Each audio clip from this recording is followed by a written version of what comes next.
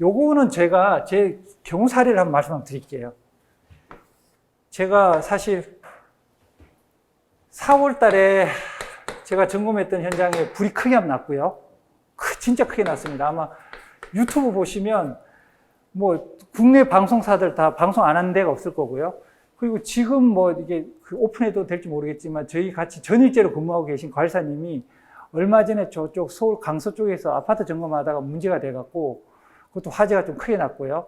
소방관이 좀 다치셨습니다. 크게 다치신 건 아닌데 그게 지금 7월일 거예요. 그렇고 이건 4월은 저희 사례고요. 근데 요 때가 제가 인천에 있는 공장을 점검했는데 아시다시피 이건 지역적으로 뭘 얘기를 하자는 게 아니고요.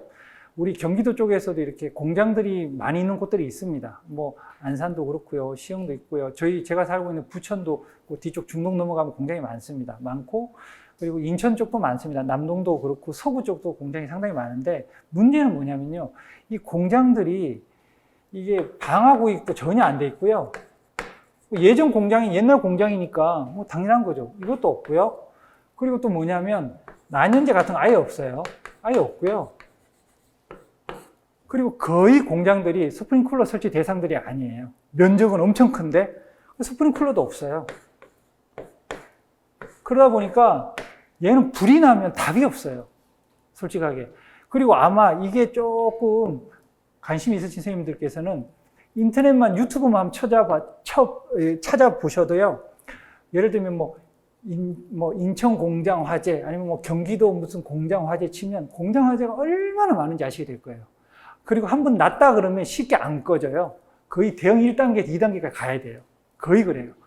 그래서 이 공장들이 실질적으로 스프링쿨러를 넣어야 된다고 하는 말이 제가 수험 공부할 때부터 있었어요.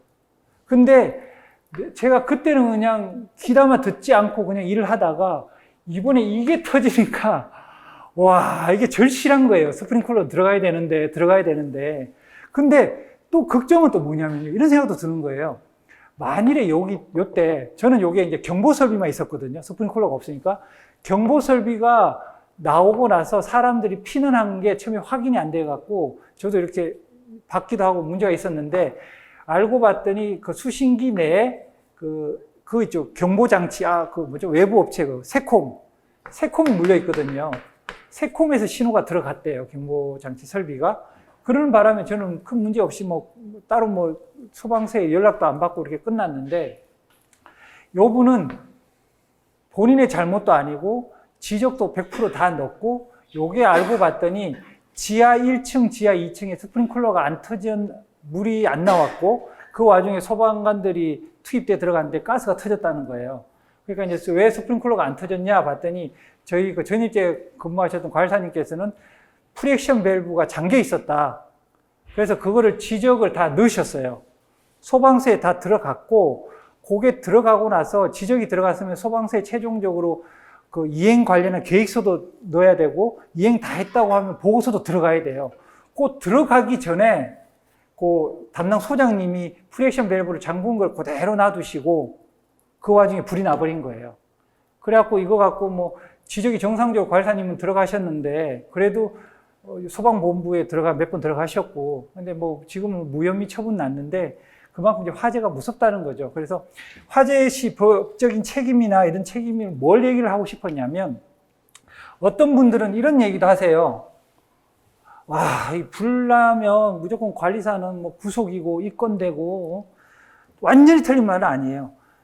그리고 진짜 위험해서 못 해 먹겠고, 이 돈 받자고 이걸 하면 어떡하냐, 이렇게 얘기하는데, 저도 이렇게 생각합니다.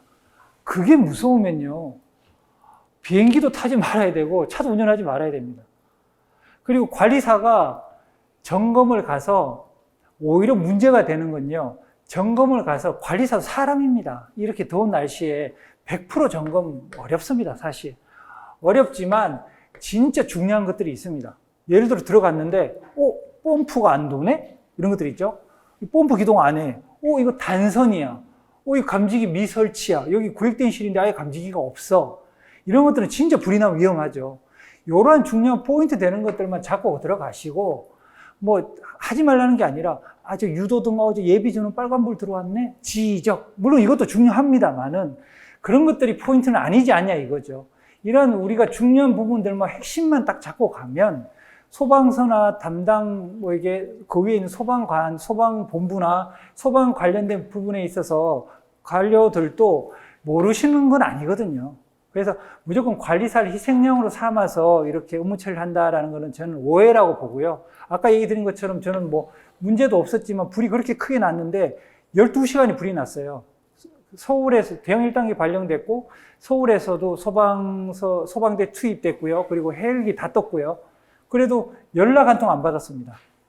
그러니까 그런 부분에서는 물론 이제 인명피해가 있으면 또 더 깊이 들어가는 부분이 있죠. 근데 인명피해가 없기를 바란다면 이런 것들부터 조심해서 중요한 부분들만 점검하면 되지 않을까 싶고요.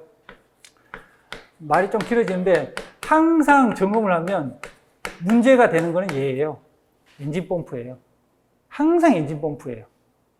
근데 이런 얘기가 제가 법 기준이 생각이 납니다. 제가 두서없이 하는 얘기예요. 딱 들어갔는데 제가 현장을 딱 가요. 그래서 조그만 현장 같아서 이렇게 현관문을 들고 열고 이렇게 들어갔는데 수신기가 방화문이 달려있는 전용실에 있지 않고 그냥 이렇게 지하 벽에 붙어 있거나 아니면 계단실 옆에 이렇게 붙어 있거나 이러면은 딱 이렇게 생각하는 거예요. 이 건물은 엔진 펌프가 지하에 있겠구나. 왜 그걸 얘기 드리냐면요. 제가 정확한 법 기준이 생각 안 나는데 동력 제어반이랑 다 법 기준이 암기를 다 하시는 거죠.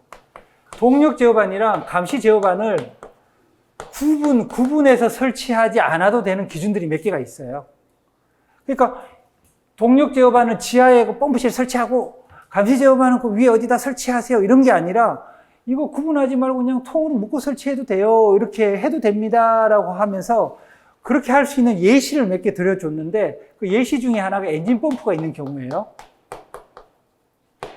엔진 펌프가 있는 경우하고 비상전원이 설치가 되지 않은 경우, 발전기죠. 설치가 안 된 경우는 얘를 그냥 퉁 해서 이렇게 퉁쳐서 그냥 하나로 설치해도 된다 이렇게 얘기를 해요. 그럼 제가 아까 왜 지하에 딱 갔는데 얘가 만일에 딱 들어갔는데 수신기가 전용실, 방화구에 딱 된 방화문이 달려있는 전용실이 아니라 그냥 벽 옆에 엘리베이터 옆에 이렇게 설치되어 있으면 엔진 펌프 있구나 이렇게 생각하냐면 보세요.